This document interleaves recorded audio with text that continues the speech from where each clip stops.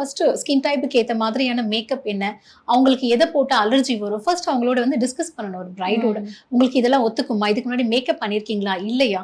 So கவுன்சிலிங்லாம் ரொம்ப முக்கியம். எடுத்ததுமே பாட்டில் கையில வந்துருச்சு நான் மேக்கப் பண்ணி முடிச்சிருவேன், அந்த மாதிரி வந்து பண்ணவே கூடாது.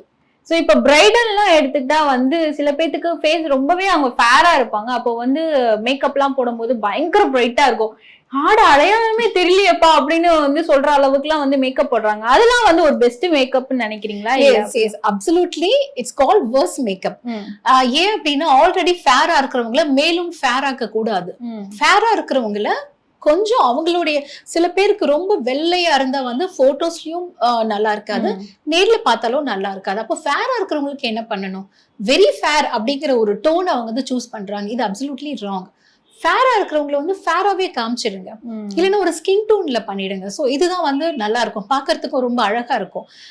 ரொம்ப மஞ்சளா சில பேரோட ஸ்கின்னே வந்து ஒரு மாதிரி ஒரு மஞ்சள் கலர்ல இருக்கும். மஞ்சளா இருந்துட்டோம்னா அவங்களை ஒரு பிங்கிஷ் டோன்ல கொண்டு வாங்க. அதுக்கேற்ற கன்சீலர், அதுக்கேற்ற ஃபவுண்டேஷன் மிக்சிங் இதெல்லாமே பண்ண தெரிஞ்சிருக்கணும். எடுத்ததுமே ஒரே ஒரு பாட்டில் நம்ம வச்சுட்டு அவங்களுக்கு பண்ண முடியாது.